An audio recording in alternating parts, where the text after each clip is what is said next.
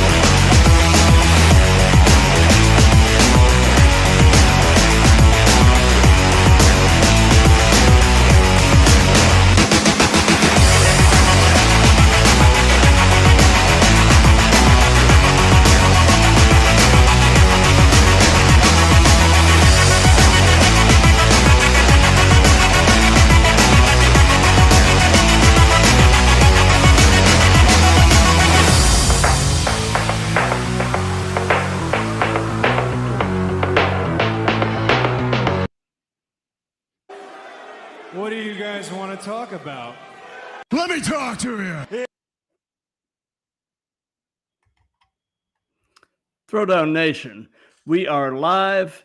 It is a Saturday, which is kind of unusual for us. We normally don't stream on the weekends, but this is something special. It's also an early start time of noon Eastern, which is 5 o'clock in the UK. And today we are rolling with episode 114 of the Throwdown. We are live on Instagram, YouTube, Twitter /X, Facebook, and Twitch. And today we are throwing down with a tag team based out of London, England, the Ashes, Angelo Shaka and Zaire. How you fellas doing? What's up, Matt, Doing brother? great, How are you, man? Yeah, doing well. Man, like I said before we went live, I've definitely been looking forward to this. And for those of you that are watching live, if you have any questions or comments, just throw them in the chat, and we'll either handle them as we go or do a little Q&A at the end. So we'll go ahead and get started with the first and the most obvious question, and that is, how long have you guys been wrestling, both individually and as a tag team? Yeah, so well, I started 2022. That was when I started training. And then this year's when kind of matches and stuff started kicking off for us two. Yeah. But yeah. So I was on and off before 2022 in the UK. Like it was around maybe 2019. I went to my first wrestling lesson, was on and off with it for various reasons. But it was when we really went to America, hence why I enrolled onto that course and that camp. And that's obviously where we met. And that's when it really kicked off for us. And then, haven't stopped ever since. Yeah. So I would love to say 2022 as well in terms of consistency and stuff like that. Gotcha. Well, I know that you guys went through the Black and Brave Academy out in Davenport, Iowa. But aside from that, and we'll get into that shortly. Where else have you guys trained? Who all has trained you? Yeah, so we get trained by Mike Bird at Catch 22. That's the shirt is here, represent.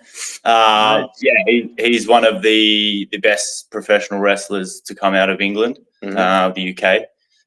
So yeah, he's fantastic. Yeah. We really wanted to learn under his tutelage at Catch because he's very, very hands-on, super strong technical wrestler, which is what we kind of wanted to well-rounded, get into. Yeah. In everything from the psychology aspect to the intensity in the ring.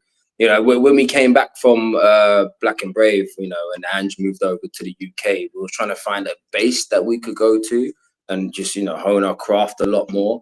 And, with, various trainers, you connect with and stuff. So with Mike Bird, we really connected. And I feel like he brings the best out of us as individuals and as pairs as well. Hence why, our debut was on the Catch 22 show, and the one next week is on the next Catch 22 show. So, yeah, that's where it's at. But we do around, so London now is booming for pro wrestling and training. So there's loads of schools that we go to. There's also Hustle Wrestling that we've both been to as well under Sid Scala. That's another one. There's like London School of Wrestling as well. That's another like wrestling school that we've gone to and just done, you know, various ring time there as well. So it's booming all over. Yeah. Gotcha. So I'm guessing by the name of the school that that Catch 22 trains heavily in the catch wrestling style, which I know is an exceedingly British style of wrestling. Yeah, you guessed right, mate. That's exactly what it is. Yeah, it's very much that similar British strong style. You know, very almost shoot orientated. You know, so when we're at our, you know, our group classes and stuff like that, it's very hard hitting. It's very, you know, taxing on the body, but very intense. Yeah, but it's you know, gotten us to where we are today. You know, so. I love that style personally. You know, I know it's definitely hard on the body, but it's a more compelling style to watch. I mean, I agree. Absolutely. Yeah. It brings a realism to pro wrestling that I feel like, and when I went to the last hustle session, this is what we was talking about as well in terms of like Japanese wrestling and what it brings out of you and brings out of the audience as well. Just like they're doing the simplest things, but it just means something, and that's what we want to try bring to wrestling as well. Absolutely. So you know, I know from having talked to several other people that have gone through the Black and Brave program that it's difficult to get into the program, and there's a bit of a waiting list and such. So how did the opportunity for you guys to actually come to the US and do Black and Brave come about? Yeah. We saw that you had our boy Casey Jackson on there. Yeah. So love that guy. Yeah, he's great. He's awesome. He's such great quality. Same class as us, class 25. It's a nice little number for us. So he was in the same group. But for me, I coming from Australia, I really needed to just get into something that I love and I have a passion for. And although the Australian scene at the moment is coming up, it is on the come up. Where I'm from in Canberra, there's not a lot of training that I'm aware of that is there. So, you know, my favorite wrestler is Seth Rollins, and I think he's one of the best on the planet at the moment. So my thought process was, why don't I learn from him? You know, learn from the best. You know, learn from the guys that have done it, been there and done it. So for me, it was I think just during COVID, that 2020 time, I believe April 2020. I started putting my feelers out and I emailed them, and you know, they come back and gave me all the details that I need to apply. And yeah, 2 years later, I was there. There was that 2-year waiting game trying to prepare for myself, and then to get there. And that, I mean, I'm sure we'll touch on it, but I wasn't prepared. You know, it's hard to prepare that stuff. You know, it's Yeah. So for me, around the same time, April 2020, it was, it was lockdown. So, you know, COVID was in its peak. And I remember how I touched on earlier, how I was starting and stopping with pro wrestling training. I got a really bad injury around 2019. So that held me down a little bit. Then I was just trying to find my way back. And I was like, okay, after, you know, once lockdown is lifted, I'm going to go back to a wrestling school and try to get the consistency going and get really at it. And then I was like, oh, how about I do a wrestling, right? Like, you know, work was just, you know, up and down. And I was like, hey, I could leave work and I could go to America for 3 months and really get stuck into it and make it my life. So when I looked at the Black and Brave course, I was like, okay, like this is just what I needed to really get the momentum going for training and then really get, you know, wrestling rolling. So yeah, same thing. I looked at it around April time. It was just a dark, gloomy day. I was just in my room. I remember I was half asleep, and then I was like, oh, this is Black and Brave. Yeah, cool. Let me just take some quick pictures in my bedroom, send it over, fill out the application. Actually woke up the next day and I was like, did I just apply to Black and Brave Wrestling School? And then next thing I know, I've got accepted, and then time just flew by. It was just all about saving money for me so that I could have that 3 months of wrestling training. And yeah, it was no regrets whatsoever. Yeah, so I think that it was just exciting, I think, for both of us to to get over there, being not from America and going to America for 3 months and just being so in the wrestling world for kind of like, for me, for the first time, was just such an eye opener. You know, you're around all these people who kind of have the same passion for the business as we do. Mhm. You know, you kind of get it. Like, where I've got a few friends back home who I watch wrestling with, and but barely anybody else. You know, so then coming in, everyone watches wrestling, everyone loves it. We all want to do it. So it was great. It was such an eye opener, and like being around the same type of people. I mean, the bunkhouse, you know, that's what we called it, right? Where we all lived under there. Yeah. We even created a bunkhouse title. So we bought this old WWE, replica toy title from Walmart or somewhere. We just got a massive wrote bunkhouse on it. And then we just messed around in the house, just doing moves. And, it was kind of like the 24/7 title. That's how we treated it. But everyone under that roof just loved wrestling. And we just, had the same goals and the same dreams. And yeah, it was amazing. And, I think one of the most memorable times in my life is that 3 months in Denver. Big time. Awesome. Speed round, and you'll notice a theme with this: the Midnight Express. Oh, AWA. Yeah, one of the greatest for me. Yeah, unreal. Yeah, definitely. That's when we decided we were going to be a tag team and get in the tag team scene. It was guys like that we wanted to watch and study. And, because who's better, really. There's arguments for them being the best. So, you got to study the best. Exactly.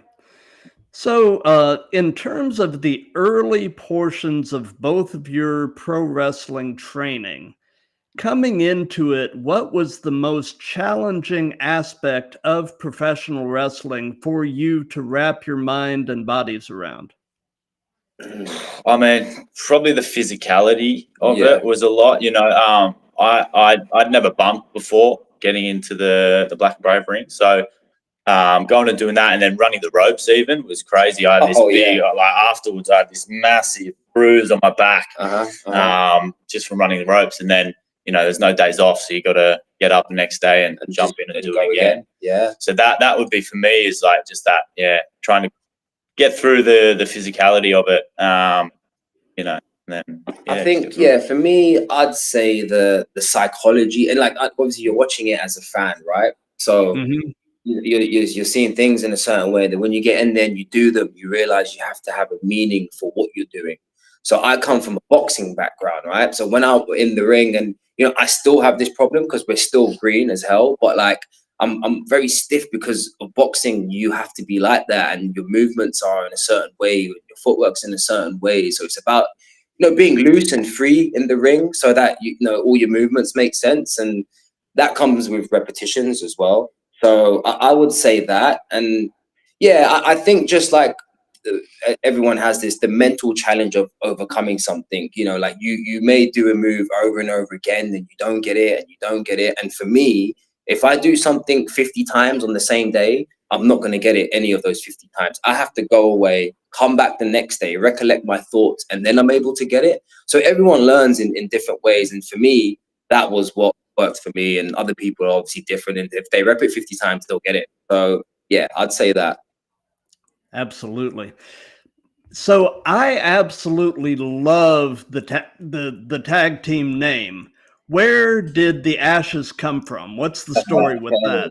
That's a great question. Yeah, man. great question. This is something that when you're from kind of our sides of the world, you've got a little inkling of what the Ashes is. So basically there's a cricket match every year, a cricket little tournament, and it's England versus Australia, and it's called the Ashes. Nice. Yeah. And very cool. So they have the games for this little urn. Yeah. So it's about that big, the trophy, from back in 1929 or something. So how you get wickets in cricket that you're supposed to hit the ball with, right? So what happened around the 1920s is that they burnt those wickets and those stumps of what you call them, and they put it in the urn. So that's where the name of the Ashes essentially come from. And then every year, 1 year it's in Australia, it's England versus Australia. The next year time it's in England, it's England versus Australia. So one day in America, and this was like maybe like a month in, or maybe about 6 weeks in, or something like that. Yeah. I was like, oh, Ange, like, what if we done tag team? You're Australian, and I think the Cricket World Cup was on around that time as well. So that's where I kind of like thought of the idea of, oh shit, okay, we got Australia, we got England, and then I think we said Ashes to Ashes, or something like that. And then around that time is where we had the Judgment Day, right? And they were the stable in WWE. So then we thought, okay, how about the Ashes? And then we was like, oh yeah, we can call Ashes to Ashes one of our moves, and then the Ashes is the name of the team. So and it kind of works, you know, just because Oh, the yeah. background of it too. So, you know, yeah. But we don't want to come out with no cricket. No, bats. that's Or not like, that's not the image, right? Like, it's just the name, and then And that's one of the things when we told people that you know, around us, that's going to be our name. They're like, oh, so you're going to come out with a cricket bat, you know, a cricket ball or something like that. It's like, no, we're not bowling anyone out. We're not doing anything. I mean, I did say once how Sting had the baseball bat. We could have cricket bat, maybe. Could be something for a heel run down the line, but yeah. Yeah. Or, you know, if you guys ever end up in one of these hardcore weapons matches, it would be kind of cool to come out with cricket bats. I mean, Have you ever thrown a cricket ball before? They're rock hard. So you know, I've never done that, but my son is a lacrosse player, and the lacrosse balls are also very hard. You've got to be a little nuts to be a lacrosse goalie. Yeah, absolutely. So one of my fairly recent guests actually brought up a topic during our discussion, and I've sort of morphed it into one of the questions in my repertoire. He had this idea of basically the concept of a wrestling TED Talk, where you basically try to summarize yourself very succinctly. So each of you try to sum your wrestling persona up in 5 words. It's a challenge. Because for us both, it's we're very much, and you hear it in a lot of podcasts. Sorry, this is more than 5 words. I apologize, but you hear it in a lot of people talking, and it's your own personality kind of amplified. Yeah. You know, and so that's kind of, we're both quite outgoing people, you know, very extroverted and stuff. So it's just us out there having fun, completely amplified, you know. Yeah, no, for sure. Like with the 5 words in terms of like wrestling style or persona, something that, and I haven't got it yet. Again, like we've only just debuted in that sense as a tag team, but hard hitting, explosive, and sort of just having an eye for tag team wrestling. Like, because we watch a lot of tag team wrestling, and it's just like they're not actually working as a tag team as well, you know, and that's obviously on like the, you know, the mainstream stuff. But then when you look at old school stuff, we see really cool tag team wrestling. We watch the NXT match, and then we just see, like, you know, Grizzled Young Veterans, for example, another UK based tag team, and I see their style, and I'm just like, yeah, like that's the style that we want. You know, FTR, that's the big one, you know, that's probably our favorite one. So just trying to, like, when we watch wrestling, we're like, okay, yeah, we want to adopt that sort of style of wrestling, you know, taking little bits from because I'd say in terms of style, like, Ange is the guy that, you know, he's the one that's more like Eddie Guerrero, you know. He's doing the Guerreros when he flies into the ring. He's the one that's going to go on the top rope a bit more. My style, I want it to be, like I said, hard hitting, brutal, more, you know, more fists and strikes. And I feel like as a tag team, that meshes together well to just show a variety of what we can offer as a pair. So yeah, I would say that. About 500 words. About 500 words, but yeah. That's my style. Yep. So speed round. And it's interesting because what you were just saying is a perfect segue.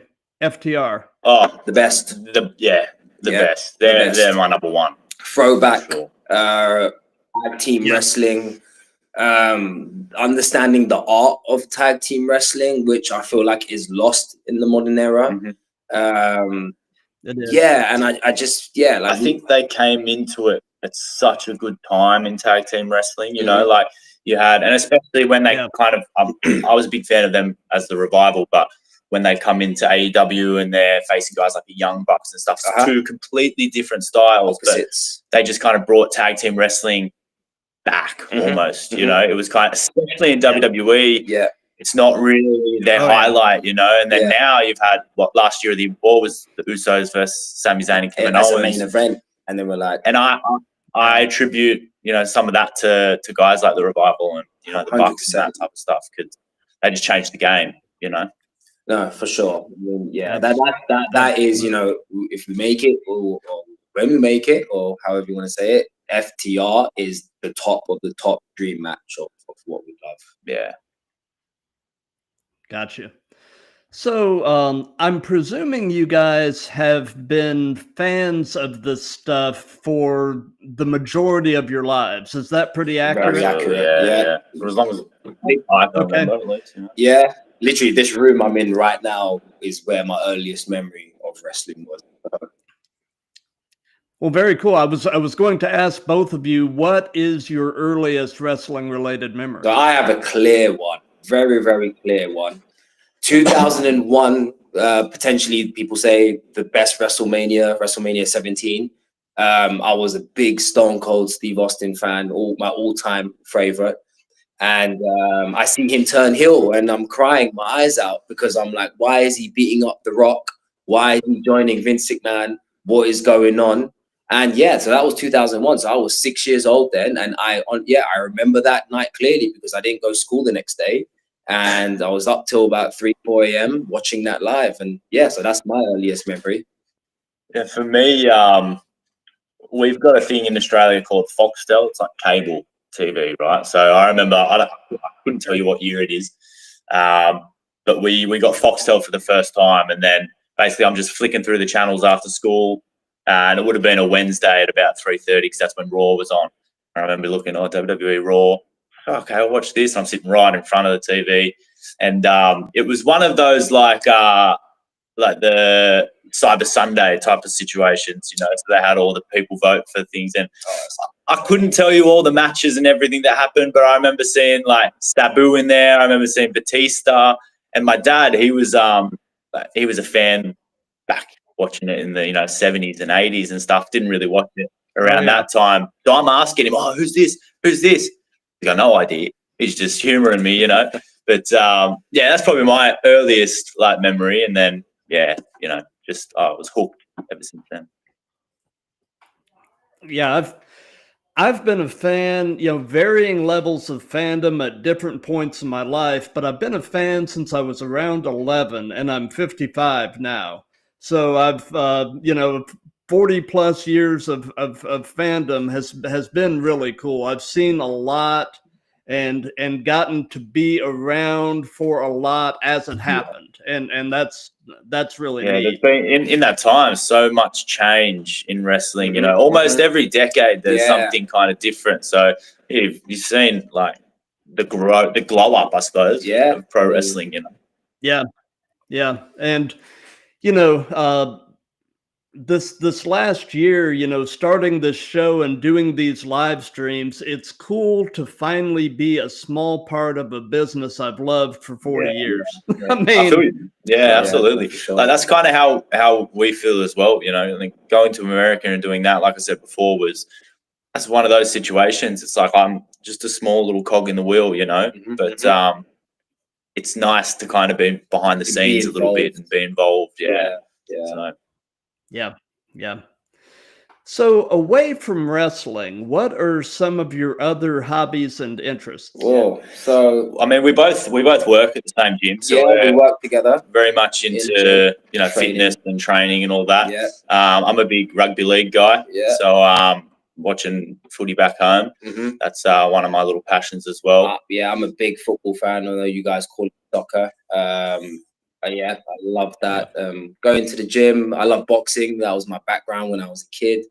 But I mean, at the end of the day, it all goes back to pro wrestling because that is my number one love. And literally eat, sleep, wake up, and it's all pro wrestling, isn't it? Really, when you kind of get to what we're trying to do, it takes over your life. It does. You'd understand with the interviewing and stuff. It just completely takes over. I wouldn't have it any other way as well. Yeah. So like, yeah.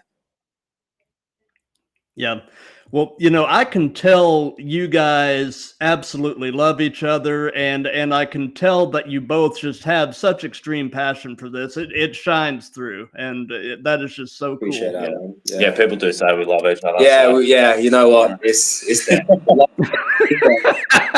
all the time, but at least 95% of the We're time. brothers, you know what I mean? Absolutely. Yeah, of course. So outside of wrestling, what person inspires you the most and why? Oh, that's a very good question. I think top of my head, again, going back to boxing, I would say Mike Tyson. Mike Tyson, in the way that he just trained and how he got into his mindset of training. I remember promo day at Black and Brave, and trying to like get in the zone a lot more. And and I was watching loads of wrestling promos from the CM Punk pipe bomb and just all those iconic things to like just get me in the zone. But then at the end of the day, I went back to watching just Mike Tyson and his training montages and him just with the speech in the background and just like, so yeah, I'd definitely say Mike Tyson. Probably my biggest. Yeah. I'd go kind of in my realm of sport in rugby league with my team, the West Tigers, won today. Yes. Nope. But our head coach at the moment, Benji Marshall, he was a player for the West Tigers. Won the 05 grand final with us. So him growing up was like one of my idols in rugby league. I looked up to him, and he was very special, like very good footwork, really good with the ball in his hand. And then throughout his career, as time went on, he kind of went to a couple of different clubs, had some ups and downs. Now he's come back around to the Tigers again in a coaching role. And it's the way that he kind of holds himself as a professional. And like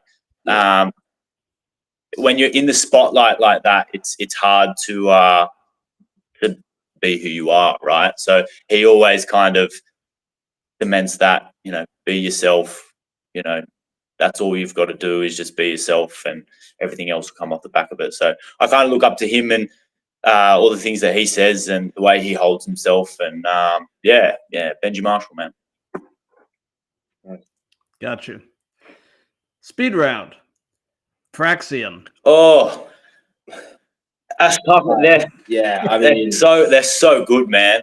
Explosive. Yeah. Like just quick. My God, Nathan Fraser. Yeah, he broke what was it? The record of when Black and Brave, you hit the ropes. Yeah, basically there's a drill. Yeah, so you go 20 times up and back is one. So you're doing basically 40. And he did the fastest time, Nathan Fraser, in that. And so everyone was trying to beat him. That time. I think Beth was second. I believe when they said that Nathan Fraser was first on that. It might have been broken by now, we don't know. But yeah, I mean, and you see it in the ring. Right? Yeah. Do you know what I was thinking about the other day? I'm intrigued to see how Bron Breakker would do in that. Oh, I think it'd be crazy. Would he beat Nathan Fraser? But he's quick. I mean, But doing that drill, it was funny because Seth come in and it was like, this is the time to beat, right? And he said, I'll do you guys a challenge. Whatever's in my pocket. Oh yeah, I forgot about that. If you beat this time, I'll give you whatever's in my wallet, And nobody beat it. No one beat it. So he clearly knew what was going on. But that was a little incentive to get us going quick. No doubt. So you guys touched on this briefly a little bit ago, but like you were saying, the best wrestling personas are essentially yourself turned up to 11. So basically kind of compare and contrast in-ring you with everyday you. Yeah, I mean, definitely I'm more aggressive than I am outside. Like I'm quite a level-headed guy, I think. So it's those things that maybe you want to do when you're not in a ring. You know, someone cuts you off in traffic and you're not very happy about it. Oh yeah, you got road rage. So that shows in the ring. That's an internal road rage. You know what I mean? Yeah. I don't jump out of my car beating a cricket bat on anything. You know, it's So I would say like little things like that. Like when you're in the ring, I can show that aggression a little bit more, and I can pull that out of me instead of keeping it in. I think for me, like in everyday life, I'm very chilled. You know, I take it as it comes. I try not to get worked up in situations.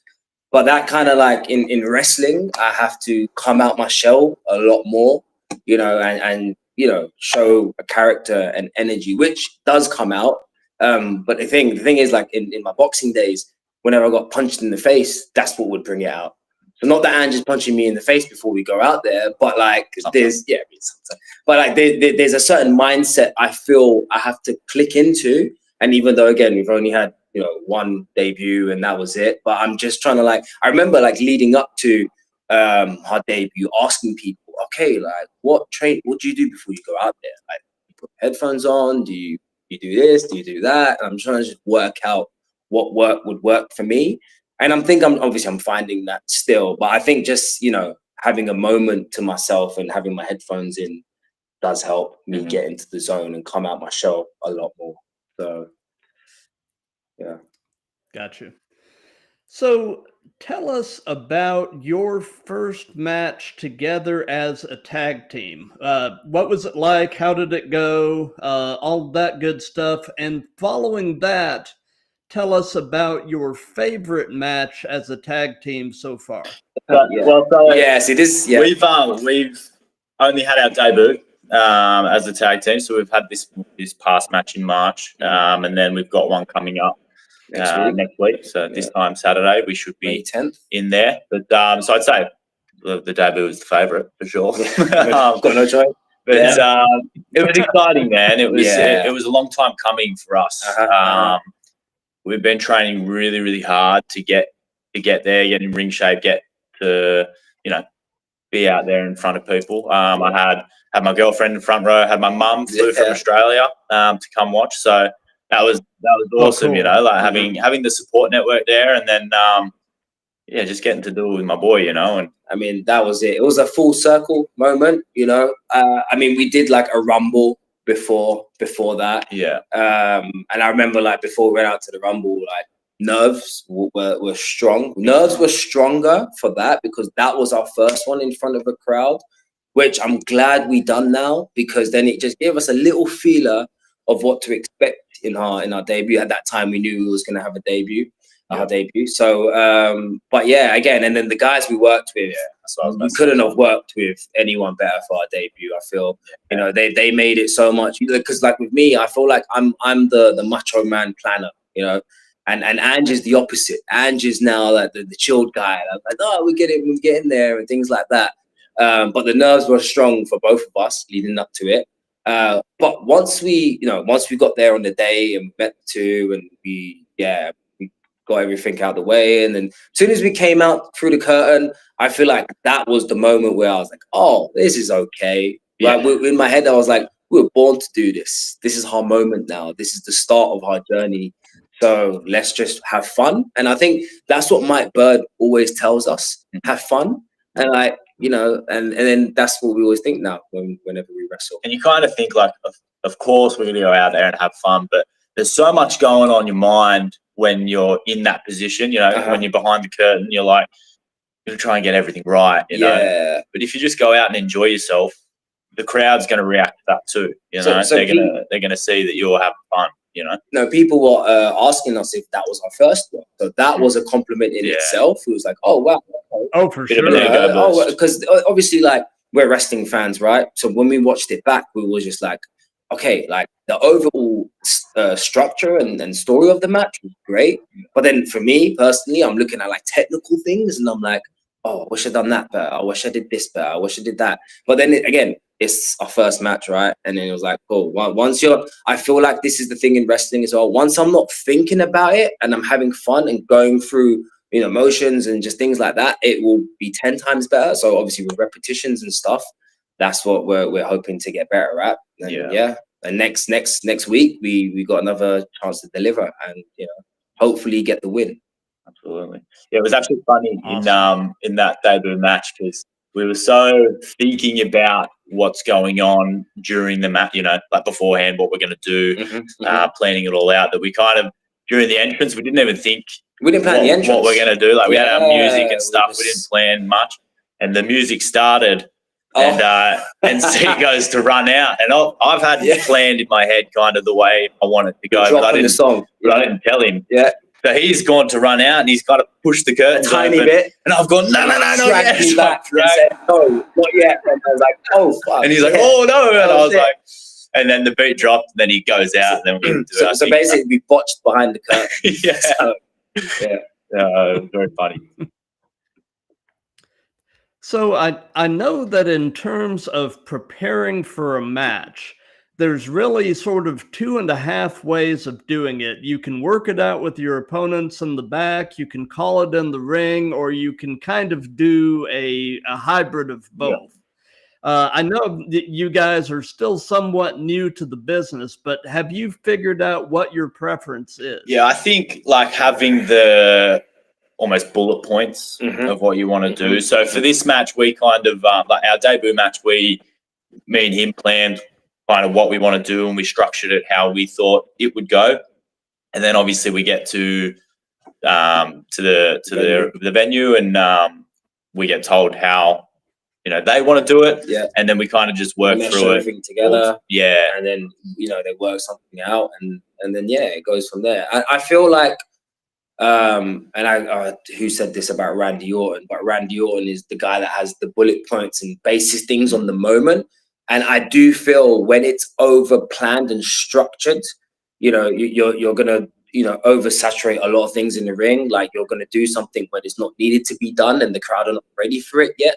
So hence why the bullet point notes is probably the way to go. Yeah. I think because we're green, we kind of just want to know what we're doing, and then when we get more experience, it will get to the point where it's like, okay, we have a rough plan. And then we just go out there, and especially because we're working as a tag team, I'm sure that makes it a bit easier as well. We can just base it on how we feel in the ring and whether the crowd are with us or not with us and when to do things in certain moments and things like that. Because I think for both of us, if we were to plan the whole match, step by step by step by step, one of the things that we had issues with in, not so much issues that we were just learning through in at Black and Brave was, we're constantly thinking of the next spot, the next thing, so we're not working in that moment of this spot. We're going, okay, I've got to work towards that spot. Yeah. And then we would, either muck up or do something that we forgot to do in that one spot. So having the bullet points kind of gives you that little bit of, leeway. Leeway between it. I think again, like so where we're at in our training at the moment is, okay, let's call things on the fly and see what happens, right? So we're behind closed doors, and yesterday me and Ange got in the ring. We just tied up and then we tried to have somewhat of a match, and we did moves that we know and like we called it on the fly and things like that. But again, it's a learning curve. We're still trying to find our repertoire of moves that suit me and repertoire of moves that suit Ange. And then as soon as we know what we're doing on a regular basis and we have somewhat of a established moveset, it will make that a lot more easier. Because then we just have to focus about what we need to do to make our opponent look good. And then hopefully that puts on a great match. Absolutely. Speed round. The Rascals. Oh, high flyers. I feel like I say so good for every one of the people. Yeah, it's like, you're so cool. Man. They're just cool, man. They're really cool, really cool. Yeah. And you know what? Again, them two, them not the dynamic between them is the sort of dynamic we want to have. Yeah. So like, I look at Ange and I'm like, okay, he's got all the tats, all over. I've got no tats, and it's like, I'd love to get tats one day. I've always, but like, I like that we want to be. We've always said this about a tag team. We want to be same but different. Yeah. And I feel like that's what they have. They don't. But they don't all do the same thing. So, yeah. No, they're great. They're so good. They're definitely. You just now that you've just mentioned them as well. Definitely a tag team that we got to watch a little bit more. For sure.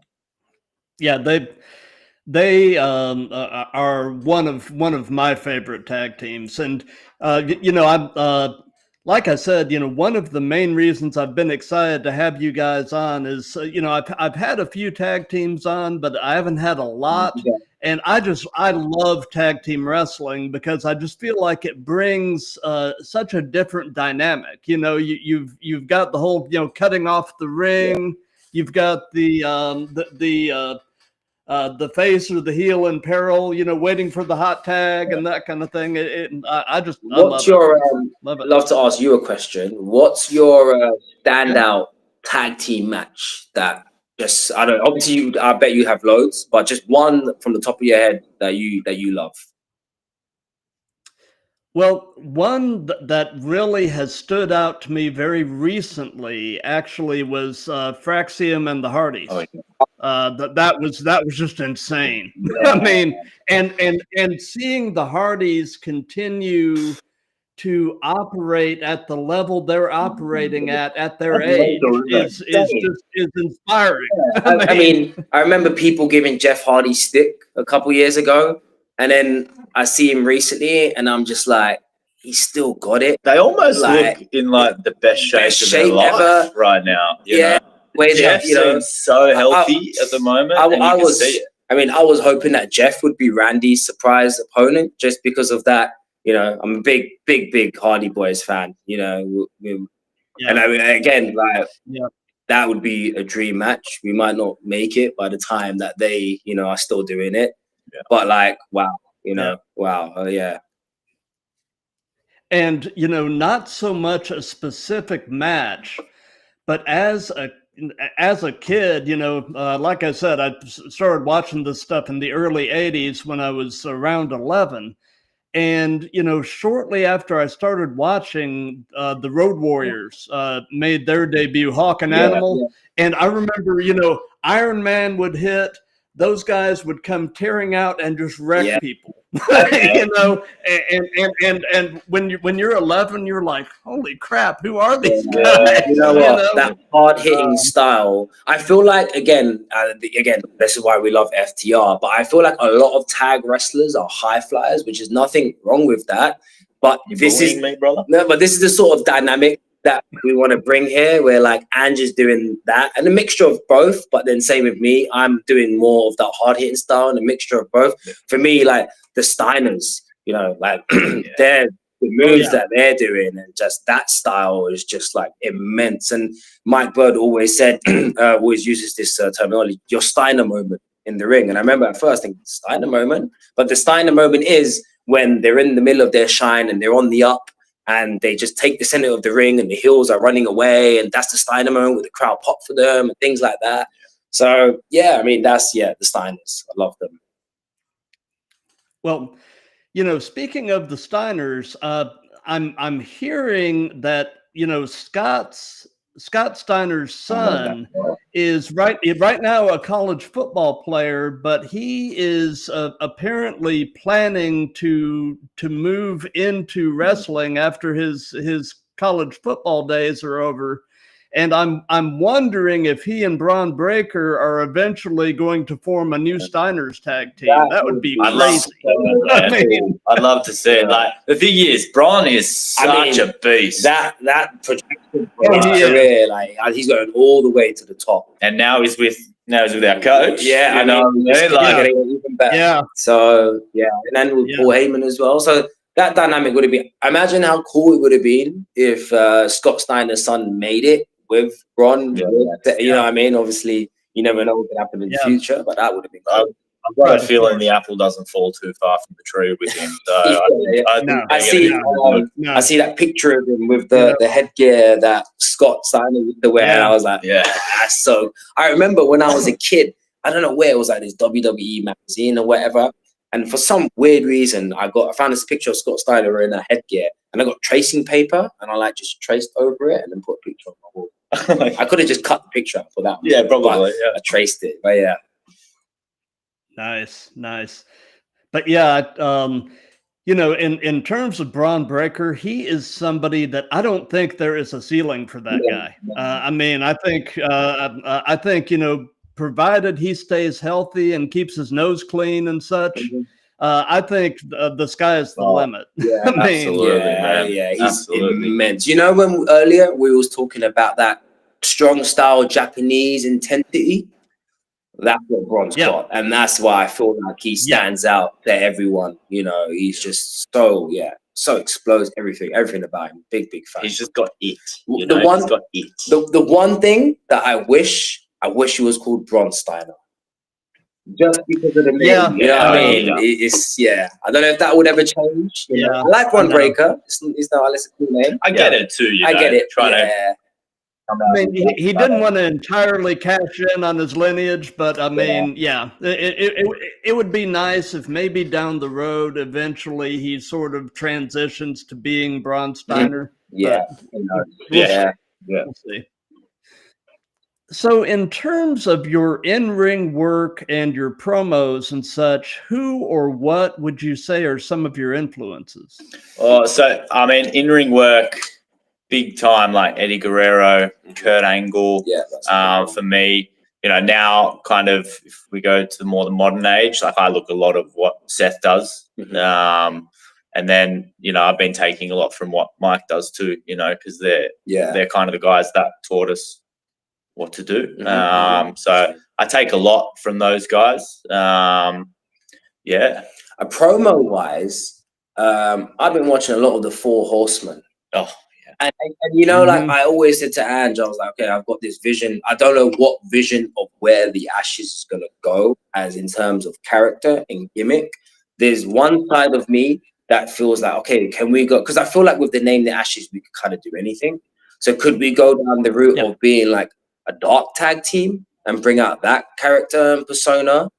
But then there's the other side of me that thinks, can we go down the route of being like the Four Horsemen, just two guys wearing suits and just like, you know, like promos of wearing Rolexes and just like fake Rolexes for now, but just like, you know, something like that. And kind of like another thing I always said to Andrew, another idea I got is how Seth, our coach, how he wears, you know, all this flashy stuff. And we're thinking, could we be the tag team that does that and brings character? Because again, I have this vision of like, okay, we're a tag team, but Ange can go on a singles run and do his own thing and win singles titles, but we're still in the tag team, right? And we're still there, and I still have some sort of substance to help him do that, and just things like that. So that's the sort of vision I have. It's just, we never know what happens, right? Whatever suits us right now with the baby faces. And we're just trying to make a name for ourselves early in our career, keeping everything simple. But yeah, who knows down the line? I've always liked that the Pretty Deadly shtick as well. Yeah, you know, very fashionista. And very flamboyant and stuff. You know, I think that works. In terms of like someone tag team to look up to, I'd say Pretty Deadly is a big one, because obviously they're local to us. When I went to my first ever hustle sessions in 2019. They were there, they were training, they were, you know, on the come up under Sid Scala. And I look at that, and I said this to Ange like a year ago, 2 years ago. I remember like we watched them at one of their matches, and I was like, that's the sort of path from the UK that we need to try replicate and follow. Because they're a big influence as well. Well, you know, in terms of Pretty Deadly, you know, I feel like they're starting to get the recognition they deserve, but I feel like they are terribly underrated. I mean, you know, they are both just solid. And they are a modern example of holding the flag of tag team wrestling.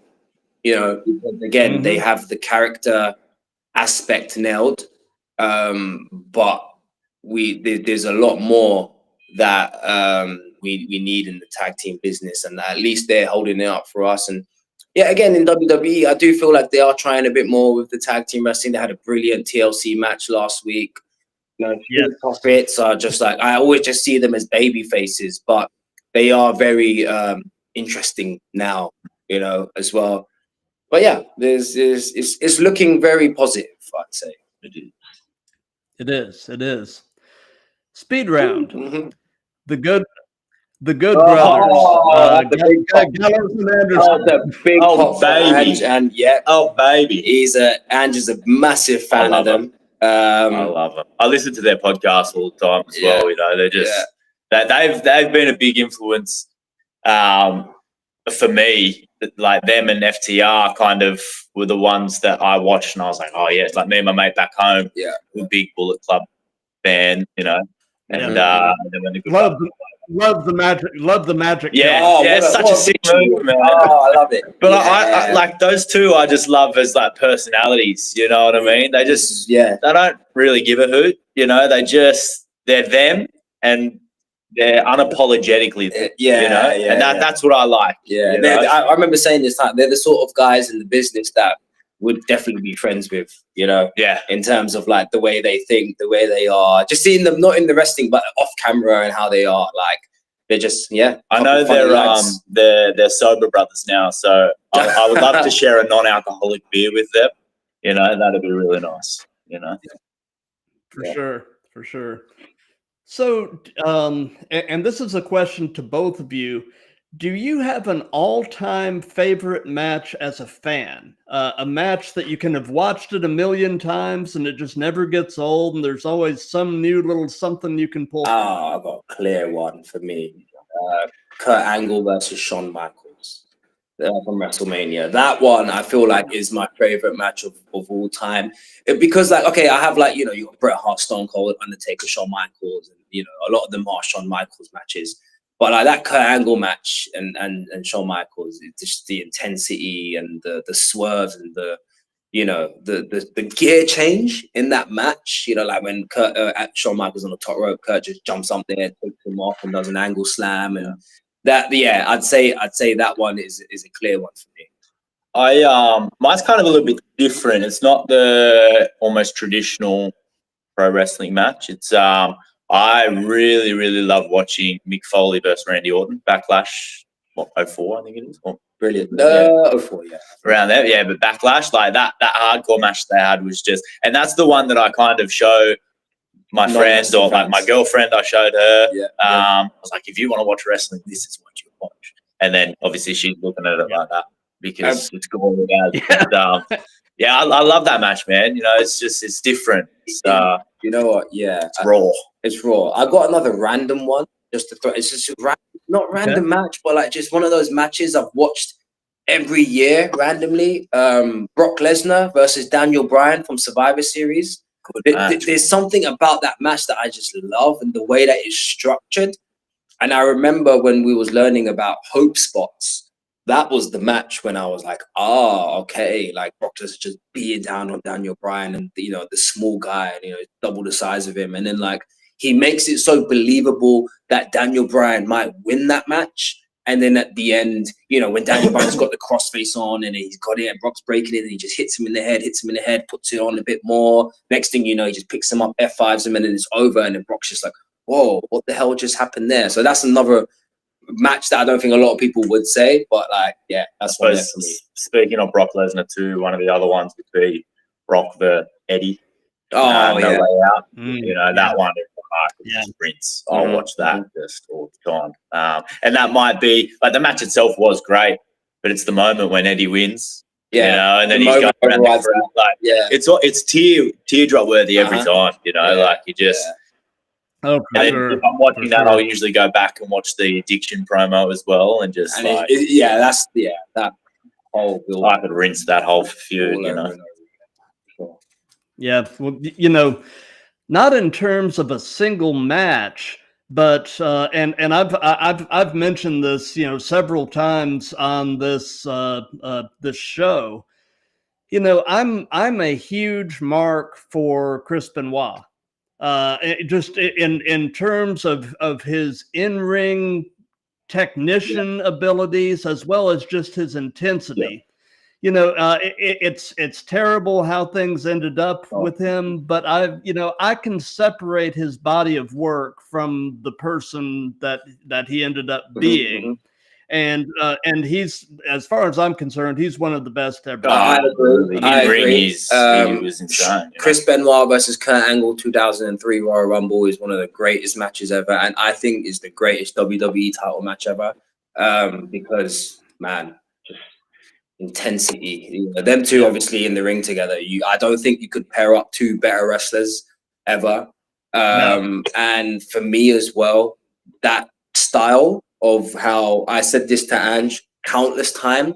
You're Eddie Guerrero. I want to be like Chris Benoit, because in that ring, that dynamic they had as well is what meshed together. Yeah. So for me, yeah, I watch a lot of Chris Benoit, and to be fair, I'd probably watch him more than anyone else. So Yeah. Obviously, you'd separate that from situation, obviously but the person, he was in ring, incredible. yeah, outstanding. So you had mentioned earlier that FTR would be pretty much your number one dream opponents. Are there any others on that list? Any other people you would just love to have the opportunity to share a ring? I mean, the list is probably as long as anything else. But, long. Like we've touched on, like for me personally, like you said, the Good Brothers, they're up there. I know the Young Bucks get a lot of shtick, but I love the Young Bucks. So I'd love to jump in with them. These, obviously the Usos, and we're going to say all the top tag teams. And if we're even in a 2-minute match with them, it would be okay. I'd look at Angela, we made it, and that is our pinnacle. There's so many. There's so many. Like, but the clear one, definitely FTR is the clear one. And there's a lot of tag teams around the world that like I see. So we got our friend in Canada, Sean Murphy, and we know that he's a part of the stable as well. So like, just because he's our friend, we want to be in a tag team match against anyone from that stable, and that's something that we're looking at as well. Yeah, we've thought constantly about little feuds that we could have with them. Try and bring Sean to us, bring back the international threat. But that'll come with time. Quick one, like he's just the guy that is absolutely his wrestling name Sean Murphy, real name Brett. He was in our class as well in Black and Brave, and he's absolutely killing it in Canada. He wrestled Jinder in January, Jinder Mahal. And nice. He is, Canada is a potential point for us. Yeah. So he's a name to watch out for. 100%. If you could try to get him on the podcast as well, we can obviously connect you two. Absolutely, that would be great. Yeah. Speed round. And potentially, depending on what you're watching, you may know them as two different names: War Raiders or War Machine. Oh, we were just talking about them the other day. I mean, like for big men, one of the most athletic big, Ivar. Yeah, outstanding. He's outstanding. They're just so. I would say, like, if we're narrowing it down to one word, it's just unique. You know what I mean? What they do is so different to what everybody else does. And I think because they're such big men doing what they do, it's just insane. It is insane. They're so good. They're so good. And I think they've got a little bit like what they did in Japan was unmatched, Yeah. And I think strong style, right? They're a little bit what's the word? Underappreciated. 100% in WWE. I think it's just the timing in WWE as well, because obviously they came in as that horrible name of the Viking Experience. I actually watched the video about them yesterday. Names, but it's like, like sometimes when you miss the boat of like, where they were really, really popular, like 2017-18 period. But like even now, like they're just, again, and their moveset and their repertoire and how they mesh together as a tag team. We were always saying earlier about how like there needs to be more tag team moves and tag team wrestling to make it that to add to that dynamic. I think that they do that. One of the best right now. So sure, incredible. Gotcha. So, do you guys have a favorite move? Something you just really enjoy doing? And on the flip side of that, is there a move that you won't do or you would at least rather not do? And that can be giving or receiving.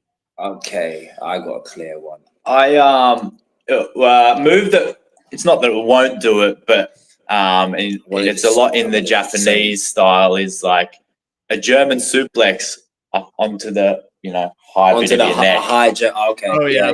That makes me a little bit nervous, you know what I mean? I see some of these guys take a German and I'm like, oh my goodness, that hurts me, but I would still take it. There's not much I would say no to. Yeah, I'd still take it, Yeah. Same, so the one move, and I think Andrew will pop for me on this, is we learned this one in Black and Brave, the victory roll, right? Oh. And you put a guy on your shoulders, and I'm just like, you have to obviously balance on your shoulders. And I think obviously like at WrestleMania, Jay did it to Naomi where she had it on her shoulders like that and then spun her around with a fucking powerbomb.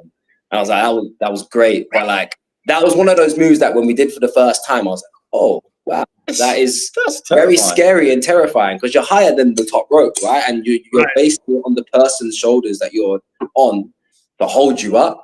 I'm sure if we did it now, we'd be like, oh, it's not that bad or whatever. But like, the other one that I would say, which you'll pop for as well, is the Spanish fly. I'm not a big fan.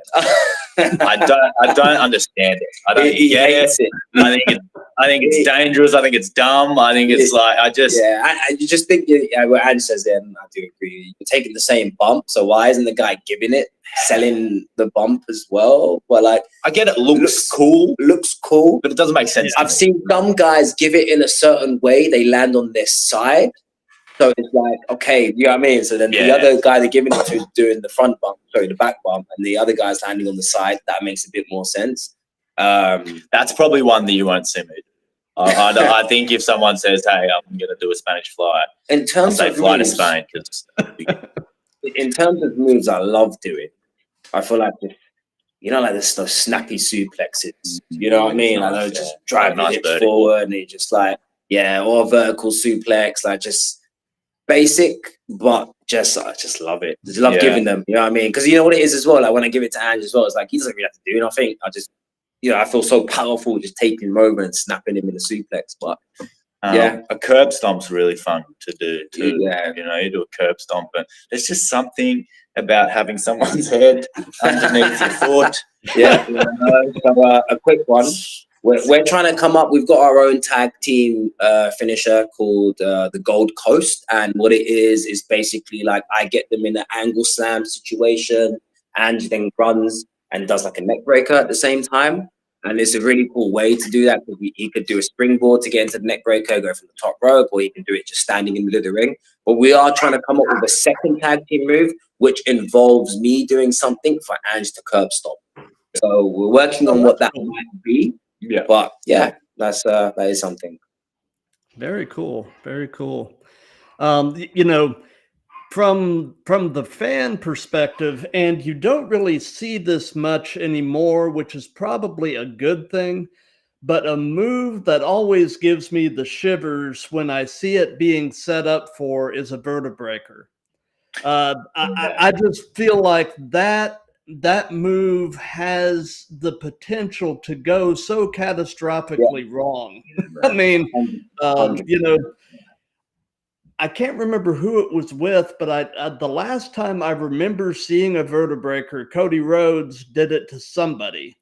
And, and I guess it depends who you're doing it with and the amount of chemistry and trust you have with that person. But it just gives me the...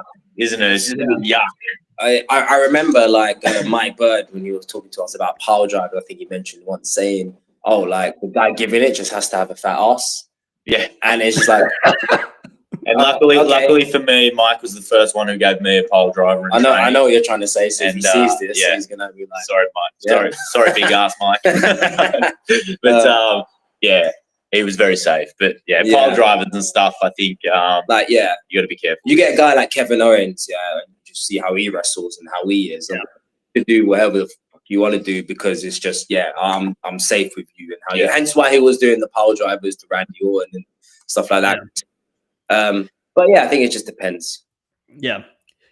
Speaking of Kevin Owens, I hope he has a good outcome with this neck surgery. Necks are it's so unpredictable and it's so you know, person to person as to how somebody's going to recover from essentially the same procedure.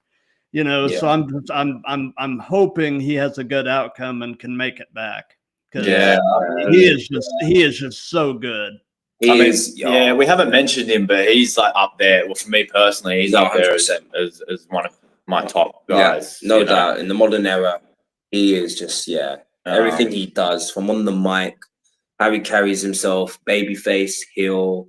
He's just the thing is with Kevin Owens, he's just interesting no matter what. Yeah. Like that's the biggest thing, and I think that's the hardest thing in wrestling, right? You see, with a lot of wrestlers, they change their character, they change their persona, and they're just not interesting anymore. But Kevin Owens is just he's Gotcha. massive fan. So, you know, you both are still pretty young guys, so this may not apply all that much, but I'll ask it anyway, and that is, what hurts right now? Everything, brother. What doesn't hurt? Yeah, exactly. No, I literally woke up this morning, like we rolled around yesterday. I woke up this morning, my hip was cooked, my shoulder's cooked. I took an elbow drop and it hit me by accident on my shoulder yesterday. That hurt a couple of weeks ago. I took a clothesline and like I just recovered from a sore throat, and the guy by accident clotheslined me on my throat. I was like, oh shit, okay, I got a sore Accident. Yeah, maybe. and I got a sore throat for like the last week or so. That's what it's felt like. So yeah, but it's the business. That's what we always say. And like, you know, and again, we're kind of sick for saying this, but we love it. Yeah. Yeah. Absolutely. That's why we do it. That's why we do it. Yeah. That's why we do it. But don't get me wrong, I'll complain. Yeah. Oh, we're complaining every single day. Yeah. And if I'm in pain, you know about it. Yep. So what is your take on the role that social media is playing as a promotional tool in wrestling, specifically indie wrestling? Yeah. Good question, well, man. you know what? Again, like when we came across your page as well and what you're doing for indie wrestling, I feel like that's what we need more of in the business. Because I feel like, again, ever since you know, the boom of AEW and WWE, and mainly started I think from like the NXT UK as well, I feel like indie wrestling died down a lot, and now I feel like the boom is coming back up slowly. You know, I remember like Progress shows in like 2019, 18, and I'm seeing the main events, Keith Lee versus Gunther, you know, and like I'm just looking at that, and it's like, wow. And then you see what Gunther's doing now, and you're just, wow, it's just, you know, awesome. And then at the same time in that era, that's in the UK, right? At the same time in the US, you've got Cody Rhodes, you've got Drew Galloway, you got Young Bucks, and that was the indie. So that was a boom of indie wrestling. Yeah, I think 2016 to 2018, 19, whenever AEW came about. But hopefully now, in the time that we're trying to get out there, you know, this is what we want to do. We are planning to get out of the UK as well. Just try like spread our wings in the professional wrestling world. We want to, I don't know if Ange, what should we say it now? Or our plan is? Yeah, our plan is to go to Canada. Yeah. And that's the next. Hook up with Sean over there. Yeah, we was talking about earlier. Yeah, we want to kind of venture out and get away from the UK scene a little bit and go experience Japan again. That'd be amazing. The UK is brilliant and stuff, but somewhat recently, me and Ange have been planning that like we want to get out of the UK now, even though we've just had a date, and then basically just make a name for ourselves. So when we come back here, people know, wow, these guys have traveled now and they've gained a lot more experience. I feel like in the UK, it's a bit of a waiting game at the same time, waiting for your spot. So we're just going to try like just bank on ourselves, similar to what we did when we went to America for that 3 months. We went out there for a purpose. I feel like, again, for me, this, you know, I'm in my home, I'm living in my home. I've even got a wrestling ring in my garden, and, you know, we get the reps in, and that's how I've been getting the reps in recently. But like, I feel like, we need to spread our wings, as they say. Yeah.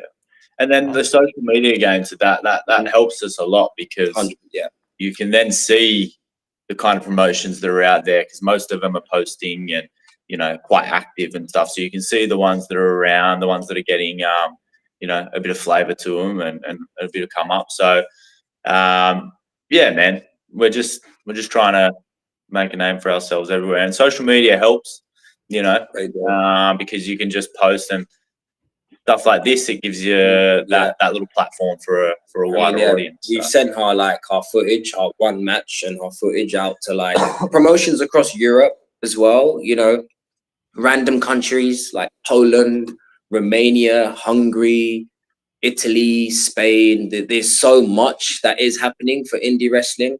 But again, like we've heard back from a couple of them, and they said, yeah, like maybe down the line, stuff like that. But like we kind of don't want to wait as well, and like that's why now we're like, okay, we need to flick a switch.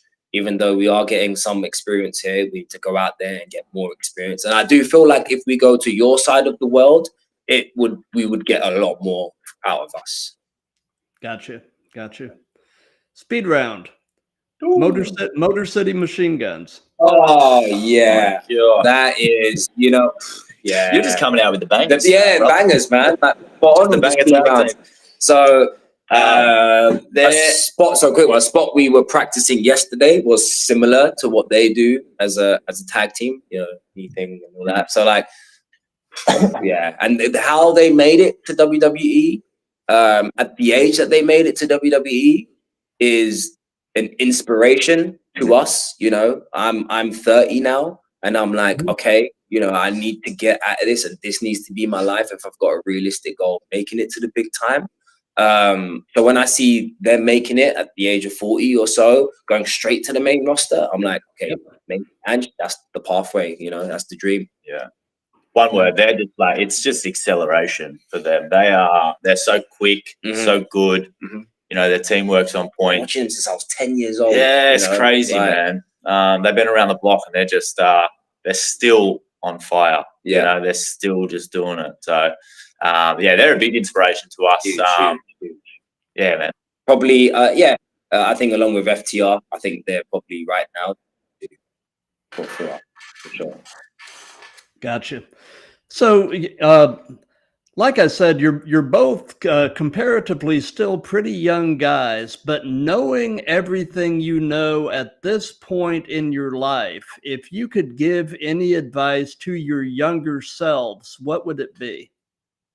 Yeah, I'd probably say like similar to what I've been saying to myself now, like just chase the dream, man. You know, there's just, and I'd say this to kind of anybody, young or old, that if you're going, you know, through something in your life and you just think you need something different, like chase that dream. Do what you wanted to do when you were a kid.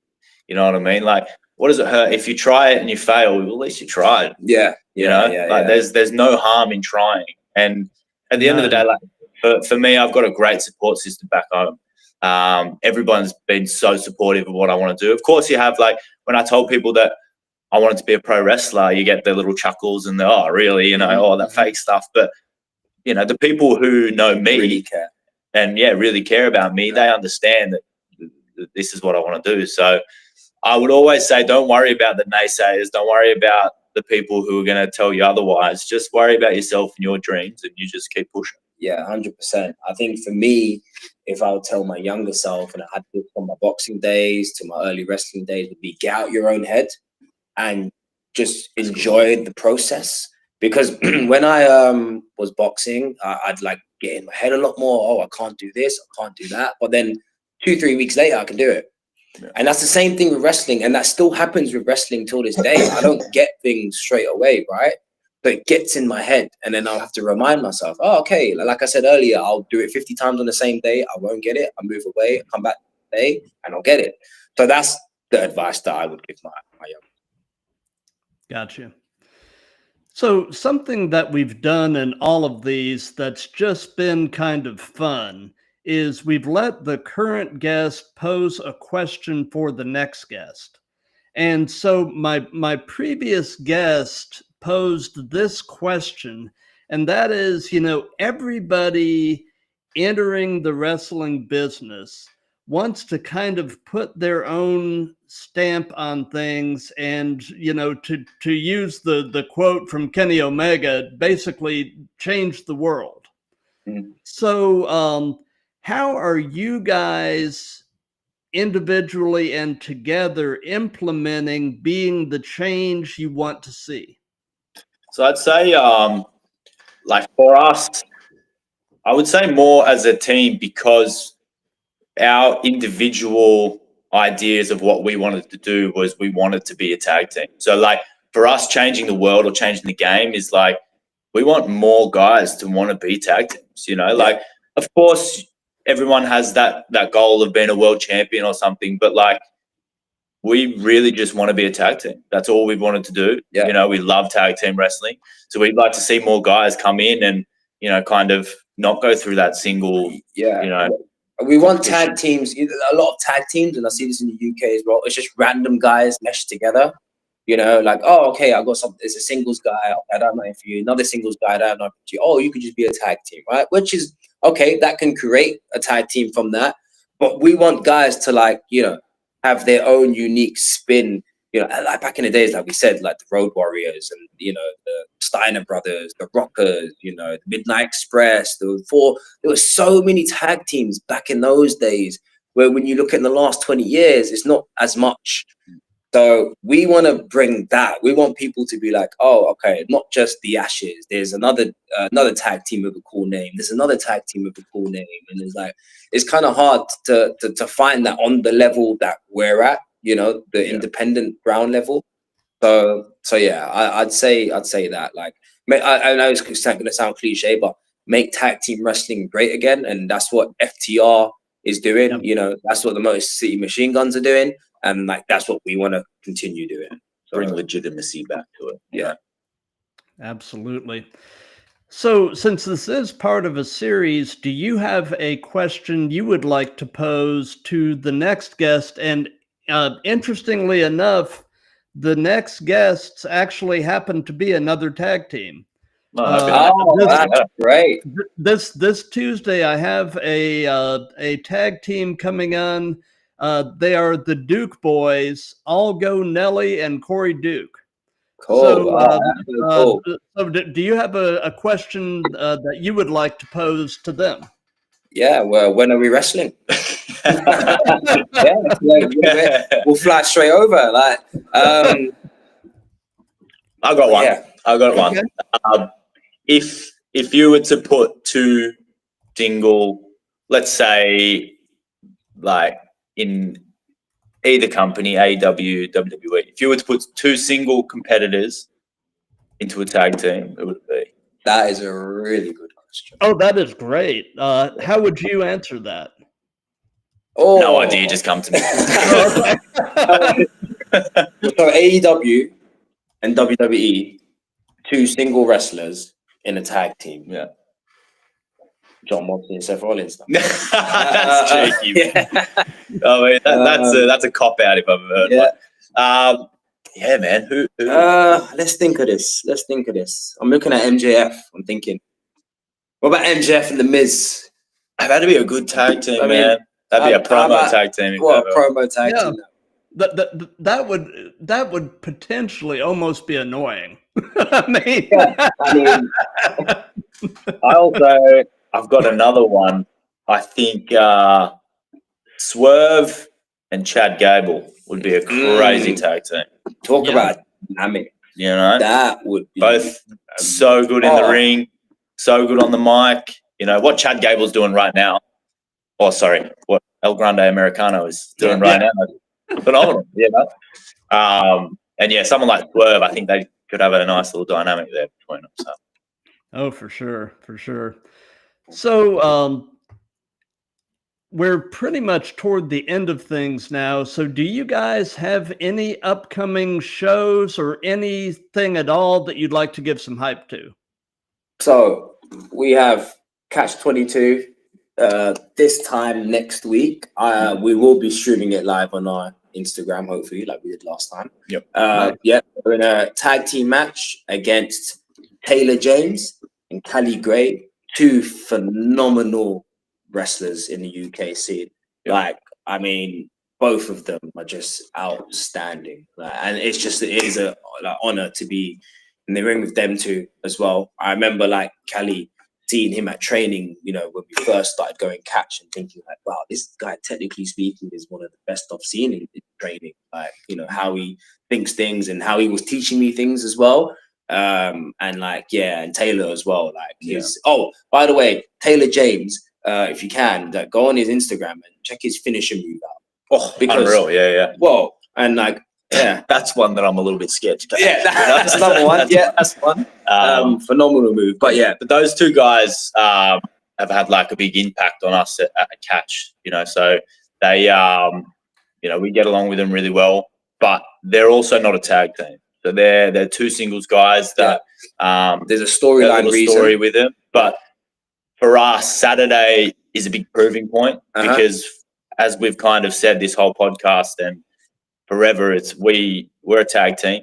That's what we want to do. Yeah, we want to see more tag teams, and it's great that they're in this with us. But we got a point to prove. We got a point to prove. You know, like, we're tag team competitors, so we're coming with the W. Absolutely. So in terms of what we've got coming up here on the Throwdown, like I said, this Tuesday, May 6th at 7 p.m. Eastern, I've got episode 116 with another tag team, the Duke Boys, Algo Nelly and Corey Duke. And then Wednesday, the 7th at 7 p.m., I've got episode 117 with a wrestler and deathmatch specialist, the Hammer Lord, Jamie Jameson. Wow, and then on Thursday, the 8th at 7 p.m., I've got episode 118 with a ring announcer and commentator by the name of Sammy Kiss, who is based in Louisiana. You know, as things stand, I'm actually booked up through the first week of June, but, you know, I tried to sort of announce them in small bites. But there's a lot coming up, and man, it's been exciting watching this effort grow over the last I guess 10 months I've been doing this. So I mean, yeah, awesome, I mean, we gotta just thank you and we appreciate you for having us on today, because absolutely, man. Like, even for us, like we said, we're green, we're new to the business. You know, we've only just had our debut, and like being on a podcast like this just gives us, and talking to, you know, someone like you who is a veteran in this business and been around for so long and seeing wrestling for so long, it just gives us the confidence that like, okay, we can go on and really do amazing things in the wrestling world. And yeah, that's what we're going to try, work hard and grind and try to get there. So no, thank you so much for having us on. Oh yeah, you know, I'm obviously I'm trying to do my own thing, but I draw a lot of inspiration from Chris Van Vliet.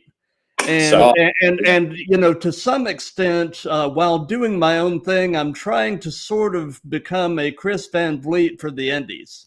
You know, I love the vibe that it's more of a conversation than an interview. That's what I go for. It's just a bunch of guys nerding out about this stuff. You know, and we love it. We love it. There's nothing better than that. You know. Nerding out about this stuff with like-minded people. It would be so cool one day whenever we come to that side of the world if we could meet up in person and sit. For sure. People, just like, you know, cool. I see you got the Funko Pop. Is it the Funko Pops in the background? I've got about 50 of them in my room upstairs as well. Load of rest. I've got a Kurt Angle one that's signed by him. But yeah, again, we're just all passionate about professional wrestling, and you know, that's how we all connect. Well, it's funny, you know, when I first started with the streaming effort, I actually got started January of last year, and for the first 6 months or so, I was actually doing live stream chats with unsigned bands. I'm a hobbyist bass player, so you know, music is my other passion. Yeah. And I discovered, you know, I expanded the content into wrestling back in July, and I discovered that it was easier to get reliable bookings with indie wrestlers than it was with musicians. So I shifted the focus to the wrestling side of things. But yeah, you know, the Funko Pop that I think you were looking at is actually James Hetfield from Metallica. Yeah, well, that was going to be one of our entrance songs, wasn't it? Yeah. That we decided with, but anyway, thank you guys. I mean, this has been such a pleasure, and you guys have something special. I mean, you know, I've done enough of these that you sort of get a feel for, you know, who's kind of got the it, and I've got to say, you guys have it. thank you so much, man. appreciate you know, I it. think a bright future is ahead, and you know, I'm a big proponent of the Black and Brave guys. You know, I've had a number of you guys on, and I've had Merrick on actually, and just having the opportunity to pick his brain was just a thrill in and of itself. That guy is amazing. He is. Yeah, We didn't touch on him, but he was instrumental in what we 100%. did at Black and Brave. He was brought a lot out of me. He was there every single day. Yeah. He was tough on us when he needed to be tough on us, but then he was the mate. You know, afterwards. So great human being. Yeah, man. Yeah, great dude. So much insight in that guy as well. So for sure. And Matt Mayday as well. Can't forget. I was just going to say, Crutch. He what a guy! Like, he helped just so much too. Helped us so much. Yeah. Yep. So for those of you that have been watching this live, thank you. For those of you that'll be seeing this on replays, thank you for that. If you like what we've got going here, do the old like, comment, share, and subscribe. And until Tuesday, be good to